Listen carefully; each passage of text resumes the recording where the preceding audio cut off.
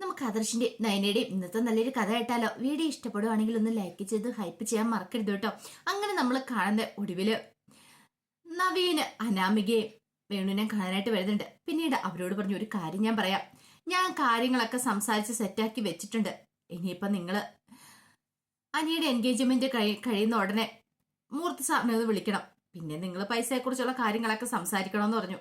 അത് കേട്ടപ്പോ വേണു പറഞ്ഞു, അല്ല അവന്റെ എൻഗേജ്മെന്റ് അതുടനെ ഉണ്ടാവത്തില്ലേന്ന് ചോദിച്ചു. അതുടനെ ഉണ്ടാവും.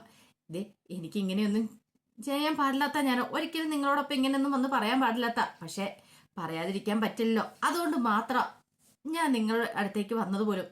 പിന്നെ ഒരു കാര്യമുണ്ട്, എൻഗേജ്മെന്റിന് മുന്നേ നിങ്ങൾ വിളിക്കാനോ പറയാനോ ഒന്നും പോകണ്ട, അത് അറിഞ്ഞായിട്ട് ഭാവിക്കോ പോലും വേണ്ടാന്ന് പറഞ്ഞു. ഈ സമയത്ത് വേണു പറഞ്ഞു, അല്ല ഞങ്ങൾ പൈസ ചോദിച്ചിട്ടുണ്ട്, തരുമോ? തരാതിരിക്കാൻ അവർക്ക് പറ്റില്ല, ഉറപ്പായിട്ടും അവർ തരും. അനിയുടെ വിവാഹവും കാര്യങ്ങളൊക്കെ നടക്കണ്ടേ അവന്തികയുമായിട്ട്, അതുകൊണ്ട് പൈസയൊക്കെ തരുമെന്ന് പറഞ്ഞു. അപ്പോഴേക്കും അനാമിക പറഞ്ഞു, അതെ വില പേശാനൊന്നും എന്താണെങ്കിലും ഞങ്ങൾ നിൽക്കത്തില്ല, ഞങ്ങൾ പറയുന്ന തുക ഞങ്ങൾക്ക് കിട്ടിയാൽ മതിയാവുള്ളൂ പറഞ്ഞു. നിങ്ങളൊന്ന് ചോദിച്ചു നോക്ക, എന്താ ഏതാണെന്നൊന്നും അറിയത്തില്ല. ഒരു പക്ഷേങ്കില് ഇനിയിപ്പൊ മൂർത്തി സാറ് സമ്മതിച്ചാലോ? സമ്മതിക്കാതിരിക്കാൻ വഴിയില്ല, അനിയുടെ വിവാഹം നടത്തേണ്ടതുകൊണ്ട് എന്താണെങ്കിലും സമ്മതിക്കുമെന്ന് പറഞ്ഞു. അപ്പോഴേക്കും വേണു പറഞ്ഞു, ശരി അങ്ങനെയാണെങ്കിൽ അങ്ങനെ ചെയ്യാം, ഞങ്ങളെ എൻഗേജ്മെന്റ് കഴിഞ്ഞുടനെ വിളിക്കാം. എൻഗേജ്മെന്റ് പിറ്റേ ദിവസം വിളിച്ചേക്കല്ല, അറിയാലോ, അപ്പൊ അവർക്ക് സംശയം തോന്നും. ഇനിയിപ്പം എൻഗേജ്മെന്റ് കാര്യങ്ങളൊക്കെ അറിഞ്ഞിട്ട് കാത്തിരുന്നാണോ അല്ലയോ എന്നൊക്കെയുള്ള കാര്യങ്ങൾ, അതുകൊണ്ട് അത് വേണ്ട. അതിനുശേഷം 2-3 ദിവസം കഴിഞ്ഞിട്ട് വിളിച്ചാൽ മതി, വിളിച്ചിട്ട് കാര്യങ്ങളൊക്കെ പറഞ്ഞാൽ മതി. ഇതിപ്പോ രഹസ്യമായിട്ടാണ് എൻഗേജ്മെന്റ് നടത്തുന്നത്, അധികം ആരോടും പറയുന്ന പോലും ഇല്ല. അപ്പൊ അറിയാലോ കാര്യങ്ങളൊക്കെ, അതാ ഞാൻ പറഞ്ഞെന്ന് പറഞ്ഞു. എങ്കിൽ ശരി, ഞാൻ പറഞ്ഞോളെ തന്നെ കാര്യങ്ങളൊക്കെ ചെയ്യ എന്ന് പറഞ്ഞിട്ട് നവീൻ അങ്ങോട്ട് പോയി കാറിലേക്ക് കയറുവാണ്. ആ സമയത്ത് വേണു പറഞ്ഞു, കണ്ടില്ലേ, അവന്തിക അനിയും തമ്മിലുള്ള വിവാഹം നടക്കണം, എങ്കിൽ മാത്രമേ ഈ പറയുന്ന നന്ദുവിനെ സ്വന്തമാക്കാനായിട്ട് വക്കീലിന് പറ്റുള്ളൂ. അതുകൊണ്ടാണ് വക്കീൽ ഇങ്ങനെ ഒരു തീരുമാനം എടുത്തിരിക്കുന്നത്. എത്രയും പെട്ടെന്ന് നിന്റെ അനിയനെയും കൂടെ ബന്ധം ഏർപ്പെടുത്താനായിട്ട്. അപ്പോഴേക്കും അനാമിക പറഞ്ഞു, എന്ത് ചെയ്താലും എനിക്ക് പ്രശ്നമൊന്നുമില്ല, പക്ഷെ എനിക്ക് പണം കിട്ടണം, നമ്മൾ ചോദിക്കുന്ന പണം നമുക്ക് കിട്ടിയേ മതിയാവുള്ളൂ എന്ന് പറഞ്ഞു. പേര് പറഞ്ഞു, നമുക്ക് ചോദിച്ചു നോക്കാം, വക്കീൽ ഇത്രയൊക്കെ പറഞ്ഞിരിക്കുന്നതല്ലേ, കിട്ടാതിരിക്കില്ല മോളെ, ധൈര്യമായിട്ടിരിക്കാനൊക്കെ പറഞ്ഞുകൊണ്ട് അനാമികയെ സമാധാനിപ്പിക്കുകയാണ് വേണു. ഇതേ സമയത്ത് മൂർത്തി മുത്തശ്ശൻ നാഗേന്ദ്രനെ കാണാനായിട്ട് അങ്ങോട്ട് ചെന്നു. അങ്ങനെ നാഗേന്ദ്രനെ കഥ തുറന്നു കഴിഞ്ഞപ്പോ മുത്തശ്ശനെയാണ് കാണുന്നത്. പെട്ടെന്ന് നാഗേന്ദ്രനെ ഓടാനായിട്ട് ശ്രമിച്ചപ്പോഴത്തേനും മുത്തശ്ശൻ അകത്തേക്ക് അങ്ങോട്ട് കയറി ചെന്നു. നിക്കടാ അവിടെയെന്ന് പറഞ്ഞു. നാഗേന്ദ്രൻ നിന്നു. അപ്പോഴേക്കും മുത്തശ്ശൻ ചെന്നിട്ട് അയാളുടെ കോളറിനോട് കയറി കുത്തിപ്പിടിക്കുകയാണ്. എന്താടാ നീ വിശ്വസിച്ചോണ്ടിരുന്നേ, ഞാൻ ഇങ്ങോട്ടേക്ക് വരില്ലെന്നോ, നിന്നെ കാണില്ലെന്നോ എന്നും പറഞ്ഞിട്ട് കാരണത്തോടെ ഒറ്റ അടിയായിരുന്നു അവന്റെ കൊടുത്തത്. നാഗേന്ദ്രൻ പെട്ടെന്ന് സെറ്റിയിലേക്ക് അങ്ങോട്ട് വീണുപോയി. എടാ, ഇതുപോലെ നിന്നെ മുന്നേ ഞാനൊന്ന് അടിച്ചിറക്കിയതാ വീട്ടിൽ നിന്ന്, നിനക്കത് ഓർമ്മ ഉണ്ടായിരിക്കുമല്ലോ അല്ലേ? അന്ന് ഞാൻ കരുതിയത് ഇനി നീ അങ്ങോട്ടേക്ക് വരില്ലെന്നാ, പക്ഷെ 10-20 വർഷങ്ങൾക്ക് ശേഷം വീണ്ടും നീ പ്രതികാരം ചെയ്യാനായിട്ട് ഇങ്ങോട്ടേക്ക് വന്നിരിക്കുമല്ലേ? നീ പക്ഷെ ഒരു കാര്യം ചെയ്തു, പോകുന്ന സമയത്ത് നിന്റെ അതേ സ്വഭാവമുള്ളൊരു മോനെ അവിടെ തന്നിട്ടാ പോയത്. അവന്റെ കാര്യങ്ങളെ കുറിച്ചൊക്കെ അറിയാലോ, അവന്റെ കൊള്ളരുതായ്മയെ കുറിച്ചുള്ളൊക്കെ നിനക്ക് നന്നായിട്ട് അറിയാവുന്ന കാര്യമാണല്ലോ. എടാ, നിന്റെ ജലജയുടെ കല്യാണം കഴിയണ സമയത്ത് ജലജയ്ക്ക് ആവശ്യത്തിന് മിച്ച സ്വർണം തന്നാ വിട്ടത്. പക്ഷെ നീ എന്താ ചെയ്തേ? ജലജയെ നിന്റെ വീട്ടിൽ കൊണ്ട് നിർത്താനായിട്ടല്ല തീരുമാനിച്ചിരുന്നേ. നീ എന്ത് ചെയ്തു? അനന്തപുരിയിലേക്ക് വന്നു, അവിടെ താമസിക്കാനായിട്ട് തുടങ്ങി. ഇഷ്ടം പോലെ മുറികളുള്ള വീടായതുകൊണ്ട് ഞാനതും ശ്രദ്ധിക്കാനും പോയില്ല. വാസുതരെ പറഞ്ഞു, നമ്മൾ ലാളിച്ച് വളർത്തിയ മോളല്ലേ, അവള് വീട്ടിൽ നിൽക്കട്ടെ എന്ന് പറഞ്ഞു. എന്നിട്ടോ ആ വീട്ടിൽ നിന്നിട്ടല്ലേടാ നീ ഞങ്ങൾക്കെതിരെ പെരുമാറിയത്. ഒടുവിൽ നിന്നെ അടിച്ചിറക്കേണ്ടതായിട്ട് വന്നു. പക്ഷേങ്കില് നീ തിരിച്ചു വരുന്നൊരു ഞാഞ്ഞൂലാന്ന് ഞാൻ കരുതിയിരുന്നെങ്കിൽ ഒരു കാരണവശാൽ ഇങ്ങനെ സംഭവിക്കില്ലായിരുന്നു. മൂർത്തി ജ്വല്ലറിക്ക് ഓരോ പ്രശ്നങ്ങളൊക്കെ വന്നുകൊണ്ടിരിക്കുന്ന സമയത്ത് നിന്നെ ഞാൻ സംശയിച്ചില്ല. അങ്ങനെ നിന്നെ ഞാൻ സംശയിച്ചിട്ടുണ്ടായിരുന്നെങ്കിൽ ഇത്രത്തോളം വരെ കാര്യങ്ങളൊന്നും എത്തില്ലായിരുന്നു. ഇതിനു മുമ്പ് കാര്യങ്ങൾ തീർന്നേനെന്ന് പറഞ്ഞു. ഒരു കാര്യം ഞാൻ പറഞ്ഞേക്കാം, നിന്റെ മോളുണ്ടല്ലോ, അവളും അനിയും തമ്മിലുള്ള വിവാഹം ഉറപ്പിച്ചു വെച്ചിരിക്കുക. നിന്റെ മോന്റെ സ്വഭാവമൊന്നുമല്ല അവൾക്ക്. അതുകൊണ്ട് അവളുടെ അനിയുടെ വിവാഹം നടത്താൻ ഞാൻ തീരുമാനിച്ചു. അവളുടെ വിവാഹം നടക്കണം എന്നുണ്ടെങ്കിൽ നീ ഒരു കാര്യം ചെയ്യണം, ഈ നാട് വിട്ട് തന്നെ പോയിക്കോണം, ഇവിടെ കണ്ടുപോലും പോയേക്കല്ലെന്ന് പറഞ്ഞു. അപ്പോഴേക്കും നാഗേന്ദ്രൻ പറഞ്ഞു, ദേ മൂർത്തി സാറേ, അങ്ങനെ എന്നെ അങ്ങ് ചെറുതായി കാണണ്ട, ഞാൻ വെറുതെ ഒന്നും അല്ല വന്നിരിക്കുന്നതെന്ന് പറഞ്ഞു. എടാ, നീ എങ്ങനെ വന്നാലും എനിക്ക് കുഴപ്പമില്ല. ഒരു കാര്യം ഞാൻ പറഞ്ഞേക്കാം, ഇനി അനന്തപുരി കയറി കളിക്കാൻ ശ്രമിച്ചിട്ടുണ്ടെങ്കിൽ നിന്നെ കൊത്തി അരിക്കത്തുള്ളൂ. ഈ മൂർത്തി ആരാ നീ കാണാൻ പോകുന്നുള്ളൂ. ഇത് അവസാനത്താക്കിയതാന്ന് പറഞ്ഞുകൊണ്ട് പിടിച്ചൊരു തള്ളും കൂടെ കൊടുത്തിട്ടാണ് മൂർത്തി മുത്തച്ഛന് അവിടുന്ന് പോകുന്നത്. പിന്നീട് മൂർത്തി മുത്തച്ഛൻ ക്ഷേത്രത്തിലേക്ക് വരുവാണ്. ഈ സമയത്ത് ആദർശം നയനയും ക്ഷേത്രത്തിൽ വന്ന് പ്രാർത്ഥിച്ച് അങ്ങോട്ട് ഇറങ്ങാൻ തുടങ്ങുമ്പോഴത്തേനാണ് മുത്തശ്ശൻ അങ്ങോട്ടേക്ക് വരുന്നത്. മുത്തശ്ശന് അവരെ കണ്ടു കഴിഞ്ഞപ്പോഴത്തേനും അങ്ങോട്ടേക്ക് ചെന്നു. മുത്തശ്ശന് ഭയങ്കര സന്തോഷമായിരുന്നു. മുത്തശ്ശൻ പറഞ്ഞു, ഏതൊരു പുരുഷന്റെ വിജയത്തിന് പിന്നിൽ ഒരു സ്ത്രീ ഉണ്ടായിരിക്കും എന്ന് പറയണേ എത്ര നല്ല അർത്ഥവത്തായ ഒരു കാര്യം തന്നെയാണ്. ഇപ്പൊ തന്നെ മോനെ നിന്റെ വിജയത്തിന്റെ പിന്നില് നയനയാണ്. നയന ഉള്ളതുകൊണ്ടാണ് ശരിക്കും പറഞ്ഞിട്ടുണ്ടെങ്കിൽ നിനക്ക് വിജയം കൈവരിക്കാൻ സാധിച്ചേ. ഉമ്മയുണ്ടെങ്കിലോ മഹേശനുള്ളതെന്ന് പറഞ്ഞ പോലെ ശിവനുണ്ടെങ്കിലോ പാർവതി ഉള്ളതെന്ന് പറഞ്ഞ കണക്കാണ് ശരിക്കും. നിങ്ങൾ രണ്ടുപേരും കൂടെ ഇതുപോലെ തന്നെ ഒത്തൊരുമയോടെ പോണമെന്ന് പറഞ്ഞു. അറിയാലോ ആ കുടുംബത്തില് ഏറ്റവും നന്നായിട്ട് ജീവിക്കുന്നത് നിങ്ങൾ രണ്ടുപേരുമാണ്. പിന്നെ അബിയുടെ കാര്യം പറഞ്ഞിട്ടൊന്നൊരു കാര്യമൊന്നുമില്ല, അവനെ കുറിച്ച് അറിയുകയും ചെയ്യാലോ. ഇത് കേട്ട് കഴിഞ്ഞപ്പോഴത്തേനും നയന പറഞ്ഞു, മുത്തശ്ശ ഞങ്ങൾ ഒന്നും മുത്തശ്ശനോട് ദേഷ്യം കാണിക്കോ അല്ലെങ്കിൽ മുത്തശ്ശനെ കുറിച്ചുള്ള എന്തെങ്കിലും ഒരു ചിന്തകൾ മുത്തശ്ശന് ഒരിക്കലും ഞങ്ങളോട് അങ്ങനെ ചെയ്യില്ല എന്ന് തന്നെയാണ് ഞങ്ങൾ വിശ്വസിച്ചുകൊണ്ടിരുന്നത്. പിന്നെ മുത്തശ്ശൻ എന്നോട് സത്യങ്ങളൊക്കെ തുറന്നു പറയുന്നതോടും വരെ എനിക്കൊരു ടെൻഷൻ ഉണ്ടായിരുന്നുള്ള കാര്യം ശരിയാ. അപ്പോഴേക്കും മുത്തശ്ശൻ പറഞ്ഞു, ദേവിയുടെ മുന്നിൽ വെച്ചാൽ ഞാൻ സത്യങ്ങളൊക്കെ പറയണത്. കാരണം അന്ന് ഞാൻ അങ്ങനെ ചെയ്ത് എന്തുകൊണ്ടാന്ന് ഞാൻ ആദർശനോട് പറഞ്ഞല്ലോ. ആദർശ് പറഞ്ഞു, അതൊക്കെ എനിക്കറിയാം മുത്തശ്ശ, അല്ലെങ്കിൽ എനിക്ക് മുത്തശ്ശനെ വെറുക്കാനൊന്നും പറ്റില്ല എന്ന് പറഞ്ഞു. മുത്തശ്ശൻ പറഞ്ഞു, നിങ്ങളിങ്ങനെ ഒത്തൊരുമയോടെ പോകുന്ന കാണുമ്പോഴാണ് എനിക്ക് സന്തോഷം. അന്ന് നയനമോളെ ഞാൻ ആ വീട്ടിൽ നിന്ന് പറഞ്ഞു വിടാൻ സമ്മതിച്ചു എന്തുകൊണ്ടാണെന്നറിയാവോ? നയനമോൾക്ക് ഭയങ്കര സങ്കടമായിരുന്നു നീ വീട്ടിൽ നിന്ന് ഇറങ്ങിക്കഴിഞ്ഞപ്പോഴത്തേനും. കാരണം തൻ്റെ ഭർത്താവ് ഇറങ്ങിപ്പോയി കഴിഞ്ഞപ്പോൾ എത്ര വലിയ സുഖസൗകര്യങ്ങളാണെങ്കിലും അതൊക്കെ ഇട്ടെറിഞ്ഞിട്ട് പോകാനായിട്ട് തയ്യാറായവളാ നയന. എനിക്കറിയായിരുന്നു നയനയും കൂടെ ഉണ്ടെങ്കിൽ നിനക്ക് എത്രയും പെട്ടെന്ന് തന്നെ സത്യങ്ങളൊക്കെ കണ്ടുപിടിക്കാൻ പറ്റുമെന്ന്. ആ ഒരു ഉറപ്പുള്ളതുകൊണ്ടാണ് പിന്നെ ഞാൻ മോളെ അവിടുന്ന് പറഞ്ഞു വിട്ടത്. ആ സമയത്ത് നിനക്ക് എന്നോട് ദേഷ്യമൊക്കെ തോന്നി കാണുമായിരിക്കും. ആദർശ് പറഞ്ഞു, അങ്ങനെ ഒരിക്കലും ഇല്ല മുത്തശ്ശാന്ന് പറഞ്ഞു. പിന്നെ അറിയാലോ നിന്റെ മുത്തശ്ശിയാണെങ്കിൽ ശരി ഇന്ന് വരെ എന്നോടൊപ്പം നിന്നിട്ടുള്ളൂ.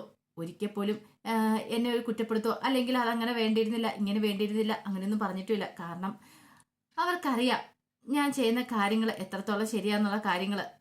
ശരിയായിട്ടുള്ള കാര്യത്തിലേക്ക് ഞാൻ മുന്നോട്ട് പോകത്തുള്ളൂ. അത് മാത്രമല്ല ഇങ്ങനൊരു തീരുമാനം ഞാൻ എടുത്തു കഴിഞ്ഞപ്പോഴത്തേനും നിങ്ങളുടെ മുത്തശ്ശി എന്നോടൊപ്പം നിൽക്കുകയോ ചെയ്തേ. പിന്നെ ഇടയ്ക്ക് വെച്ച് എൻ്റെയും കള്ളത്തരം ഈ പറയുന്ന നിന്റെ ഭാര്യ ഉണ്ടല്ലോ നയനമോള്, അവള് കണ്ടുപിടിച്ചു. പിന്നെ അനിയും കണ്ടുപിടിച്ചു. എനിക്കൊന്നും ചെയ്യാൻ പറ്റില്ലായിരുന്നു. അതുകൊണ്ടാണ് പിന്നെ സത്യങ്ങളൊക്കെ ഞാൻ നേരത്തെ തുറന്നു പറഞ്ഞെന്ന് പറഞ്ഞു. നാളെ ഇനിയിപ്പോൾ വീട്ടിലൊരു പൂജയും കാര്യങ്ങളൊക്കെ ഉണ്ട്, അതിനുശേഷം നിങ്ങൾ വീട്ടിലേക്ക് വരണമെന്ന് പറഞ്ഞു. അത് കേട്ടപ്പോൾ ആദർശ് പറഞ്ഞു, അത് പിന്നെ മുത്തശ്ശ അതെ തലയോടുപ്പോട് കൂടിയിട്ട് വേണം അങ്ങോട്ട് കയറി വരാനായിട്ട്, എന്നിട്ട് വേണം ആ MD സ്ഥാനം എനിക്ക് അങ്ങോട്ട് കൈമാറാനെന്ന് പറഞ്ഞു. ആദർശ് പറഞ്ഞു, അത് വേണ്ട മുത്തശ്ശ, MD സ്ഥാനം ഞാൻ ആഗ്രഹിക്കുന്നില്ല, അത് അനി തന്നെ എടുത്തോട്ടെ, അവൻ ആ കസേരയിലിരുന്നാൽ മതി. അനി അവിടെ ഇരിക്കാനായിട്ട് പ്രാപ്തനായിട്ടില്ല എന്ന് പറഞ്ഞു. അല്ല മുത്തശ്ശ, അവനിപ്പം നന്നായിട്ട് കമ്പനിയുടെ കാര്യങ്ങളൊക്കെ നോക്കുന്നുണ്ടല്ലോ. നോക്കുന്നുണ്ട്. അവൻ എന്നോട് ഇന്നും പറയുന്നൊരു കാര്യം എന്താണെന്നറിയാവോ? എത്രയും പെട്ടെന്ന് തന്നെ ആദർശ് എന്നെ കൂട്ടിക്കൊണ്ട് വരണമെന്ന്. പിന്നെ അവൻ കമ്പനിയിലേക്ക് ചെന്ന് കഴിയുമ്പോഴത്തേനും ആ കസേര തൊട്ട് വണങ്ങിയിട്ടാണ് ആ കസേര കയറിയിരിക്കുന്നത്. എന്താന്ന് വെച്ചാൽ എൻ്റെ ആദർശൻ്റെ കാലയിൽ തൊട്ട് വണങ്ങുന്ന പോലെ എനിക്ക് തോന്നുന്നതെന്ന്. കാരണം ആദർശൻ ഇരിക്കേണ്ട കസേര അത്. പിന്നെ ഞാൻ അവിടെ ഇരുന്നാൽ ശരിയാകത്തില്ല മുത്തശ്ശ, എത്രയും പെട്ടെന്ന് ആദർശനെ കൊണ്ടുവരണമെന്ന് അവൻ പറയണേ. എനിക്കറിയാം അവനെക്കുറിച്ചുള്ള കാര്യങ്ങളൊക്കെ, നീ തന്നെ വേണം വന്നാൽ കസേരയിൽ ഇരിക്കാനായിട്ട്. അപ്പോഴേക്കും നയന പറഞ്ഞു, അത് പിന്നെ ജാനകി ഇളമയ്ക്ക് ഇഷ്ടപ്പെടില്ല അങ്ങനെയൊക്കെ ചെയ്തിട്ടുണ്ടെങ്കിൽ. അവളുടെ ഇഷ്ടം ആരും നോക്കുന്നു? ആരും നോക്കാനൊന്നും പോകുന്നില്ല. അതെ, നീ ഇരിക്കേണ്ടടുത്ത് നീ തന്നെ ഇരിക്കണം ആദർശേ. പിന്നെ നീ അങ്ങോട്ടേക്ക് വരുന്നത് ഈ പറയുന്ന ജലജിക്കോ അബിക്കിട്ടോ ഒക്കെ വലിയൊരു അടി തന്നെയായിരിക്കും. അങ്ങനെ ഒരു അടി കിട്ടട്ടെ. അവരുടെ സങ്കടം അതൊന്നും ഞാൻ മൈൻഡ് ചെയ്യുന്ന പോലുമില്ല. അല്ലെങ്കിലും ആ വീട്ടിൽ നിന്ന് പോവേണ്ട ചിലരൊക്കെ ഉണ്ട്, ആ വീട്ടിൽ ജീവിക്കേണ്ടവരും ഉണ്ട്. എനിക്കറിയാം നിങ്ങൾ എങ്ങനെ എന്താ ഏതാന്നൊക്കെ. ഇത് കേട്ടപ്പം നയന പറഞ്ഞു, ഞങ്ങൾ നാളെ അങ്ങോട്ടേക്ക് വരാം മുത്തശ്ശാന്ന് പറഞ്ഞു. വരണം, നാളെയാണ് ആ ദിവസം. ഇത്ര നാളും നമ്മൾ കാത്തിരുന്ന ഒരു ദിവസം വന്നെത്തുകയാണ്, അത് നാളെയാന്നൊക്കെ പറഞ്ഞു. മുത്തശ്ശനും ഭയങ്കര സന്തോഷമുള്ളൊരു കാര്യം തന്നെയായിരുന്നത്.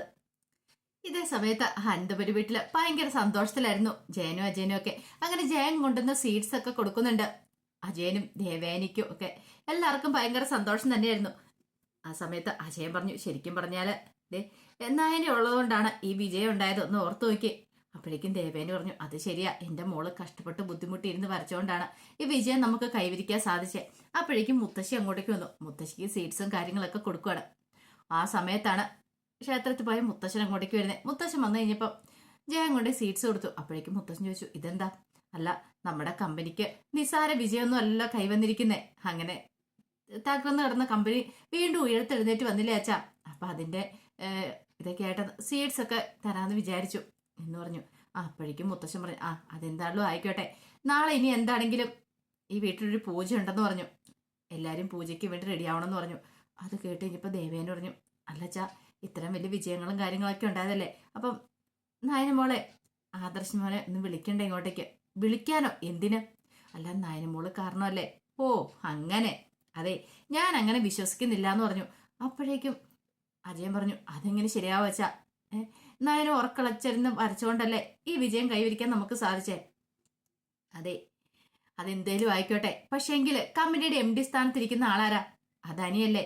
അപ്പൊ MD സ്ഥാനത്തിരിക്കുന്ന ആൾക്കാണ് അതിന്റെ ക്രെഡിറ്റ്. അവരുടെ നല്ല കാലം കൊണ്ടാണ് ഇങ്ങനെയൊക്കെ സംഭവിക്കുന്നത്, അല്ലാതെ മറ്റുള്ളവരുടെ ഇത് കൊണ്ടൊന്നും അല്ലാന്ന് പറഞ്ഞു. ഞാൻ അങ്ങനെ വിശ്വസിക്കുന്ന ഒരാളാ, എനിക്ക് അങ്ങനെ വിശ്വസിക്കാനാ താല്പര്യം എന്ന് പറഞ്ഞു. അപ്പോഴേക്കും ദേവേന് പറഞ്ഞു, അച്ഛാ, അതെന്താണല്ലോ ആയിക്കോട്ടെ, എന്നാലും ഒന്ന് വിളിച്ചൊന്ന് സംസാരിക്കുകയെങ്കിലും ചെയ്യണ്ടേ, അല്ലെങ്കിൽ അവർക്ക് ബുദ്ധിമുട്ടാവില്ല എന്ന് ചോദിച്ചു. മുത്തച്ഛൻ പറഞ്ഞു, അതെന്താന്ന് വെച്ചാൽ നിങ്ങൾ ചെയ്തോ, എനിക്കൊന്നും അറിയേണ്ട കാര്യമൊന്നുമില്ല. ഞാൻ പറഞ്ഞല്ലോ, ഞാൻ എന്തായാലും തൽക്കാലത്തേക്ക് വിളിക്കാൻ പോകുന്നില്ല. നാളത്തെ പൂജയുടെ കാര്യം അറിയാലോ, അത് മറക്കരുതെന്ന് പറഞ്ഞു. അത് നല്ല രീതിയിൽ തന്നെ നടക്കണമെന്ന് പറഞ്ഞിട്ട് മുത്തച്ഛൻ അങ്ങോട്ട് പോകുന്നേ. അപ്പോഴേക്കും ദേവേനി മുത്തശ്ശിയോട് ചോദിച്ചു, ഇതെന്താമേ അച്ഛൻ ഇങ്ങനെ? അച്ഛന്റെ സ്വഭാവത്തിന് മാത്രം ഇതുവരെ ഒരു മാറ്റം വന്നിട്ടില്ലല്ലോ. അച്ഛൻ ഇപ്പോഴും കുറച്ച് നാളായിട്ട് ഇങ്ങനെ ഒരു സ്വഭാവത്തിൽ കൂടെ പോയിക്കൊണ്ടിരിക്കണേ.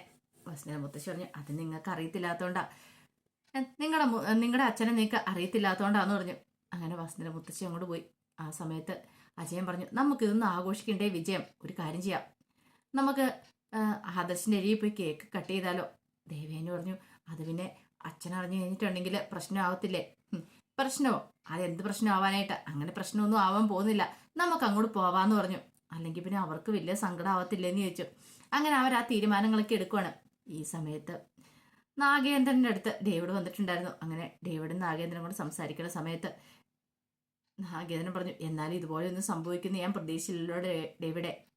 ശരിക്കും ഒരു കനത്ത അടിയാണ് കിട്ടിയിരിക്കുന്നത്. ഇതൊക്കെ കേട്ട് കഴിയുമ്പോൾ ജലജയ്ക്ക് സന്തോഷമായിരിക്കും എന്ന് പറഞ്ഞു. അപ്പോഴേക്കും ഡേവിഡ് ചോദിച്ചു, അല്ല, സാറിന്റെ ഭാര്യയെക്കുറിച്ച് ഞാൻ പലവട്ടം ചോദിച്ചിട്ടുണ്ട്, പക്ഷെ സാറൊന്നും പറഞ്ഞിട്ടില്ല. അതോ? എടോ, അത് പറയാനും മാത്രമൊന്നും ഇല്ല എന്ന് പറഞ്ഞു. ഇപ്പൊ അവള് വീട്ടിലില്ല, അവളൊരു ടൂർ പോയിക്കുക, പൂർവ്വ വിദ്യാർത്ഥി സംഗമം, ഒരാഴ്ചയായി പോയിട്ട്. പിന്നെ അവളുടെ സ്വഭാവത്തെക്കുറിച്ച് കൂടുതലൊന്നും ഞാൻ പറയുന്നില്ല. ഈ കാര്യങ്ങളൊക്കെ അറിയുമ്പോൾ അവൾക്ക് ഭയങ്കര സന്തോഷമായിരിക്കും. എന്താണെന്നറിയാവോ, അവൾക്ക് ഭയങ്കര ബുദ്ധിമുട്ടാണ് അവളുടെ മക്കളെ, അല്ലെങ്കിൽ അവൾ വളർത്തിക്കൊണ്ടുവന്ന മക്കളെ ഞാൻ തട്ടിയെടുക്കുമെന്ന്. ഇനി എന്നോട് കൂടുതൽ സ്നേഹം അങ്ങനെ അവളുടെ മക്കൾ കാണിക്കുമെന്നൊരു പേടി അവൾക്കുണ്ടായിരിക്കും. അവളുടെ സ്വഭാവം എനിക്ക് നന്നായിട്ട് അറിയാവുന്ന, അതൊരിക്കലും അവൾക്ക് ഉൾക്കൊള്ളാൻ സാധിക്കുന്ന കാര്യമൊന്നുമല്ല. അപ്പോഴേക്കും ഡേവിഡ് പറഞ്ഞു, അല്ല സാറേ, അങ്ങനെ ഒരു സ്ത്രീയെക്കുറിച്ച് പിന്നെ സാർ ഇതിനും പറഞ്ഞിട്ടുമില്ല അല്ലെ? പിന്നെ അവരെ അങ്ങോട്ട് ഡിവോഴ്സ് ചെയ്ത് സാറിന് വേറെ കല്യാണം കഴിച്ച് സുഖമായിട്ട് ജീവിക്കാൻ വരായിരുന്നു എന്നൊക്കെ ഡേവിഡ് ചോദിക്കുന്നുണ്ട്. അത് കേട്ടപ്പോൾ നാഗേന്ദ്രൻ പറഞ്ഞു, ഡേവിഡെ, അതിനുള്ള ഒരു സന്ദർഭമൊന്നും എനിക്കില്ലായിരുന്നു. പിന്നെ ഞാൻ കല്യാണത്തെക്കുറിച്ചൊന്നും അങ്ങനെ ചിന്തിച്ചിട്ട് പോലുമില്ല. എൻ്റെ മനസ്സ് വേറെ പലതുമായിരുന്നു. എന്നെ ആ വീട്ടിൽ നിന്ന് അടിച്ചിറക്കിയത് അനന്തമൂർത്തി അയാളുടെ മുന്നിൽ തലയെടുപ്പോടുകൂടി വന്ന് നിൽക്കണമെന്നൊക്കെയായിരുന്നു. പക്ഷേ എല്ലാം നശിപ്പിച്ചു കളഞ്ഞു. എന്നാലും അങ്ങനെ വിട്ടുകൊടുക്കാൻ ഞാൻ ഉദ്ദേശിച്ചിട്ടില്ല. എന്ത് ചെയ്യണമെന്ന് എനിക്കറിയാമെന്നൊക്കെ നാഗേന്ദ്രൻ പറയാണ്. അപ്പം അതിൻ്റെ കഥകളൊക്കെ എന്ന് കാണുന്നത്. ഇതിൻ്റെ ബാക്കി വിശേഷങ്ങളുമായിട്ട് വൈകുന്നേരത്തെ പ്രമോയി വരാട്ടോ. ഒരിക്കൽ കൂടി എല്ലാവർക്കും ശുഭദിനം നേർന്നുകൊണ്ട് നിർത്തുന്നു. നന്ദി.